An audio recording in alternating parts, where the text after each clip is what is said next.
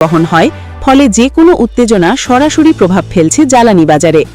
বিশেষজ্ঞরা বলছেন, গুজব ও আতঙ্ক না ছড়িয়ে সচেতনতা বাড়াতে হবে, অন্যথায় পরিস্থিতি আরও জটিল হয়ে উঠতে পারে। তাই সংশ্লিষ্ট কর্তৃপক্ষের পাশাপাশি সাধারণ জনগণকেও দায়িত্বশীল আচরণ করতে হবে। অপ্রয়োজনীয় তেল সংগ্রহ না করে স্বাভাবিক সরবরাহ ব্যবস্থা বজায় রাখতে সহযোগিতা করতে হবে। এমন পরিস্থিতিতে সবাইকে শান্ত থাকার আহ্বান জানিয়ে শেষ করছি আজকের প্রতিবেদন।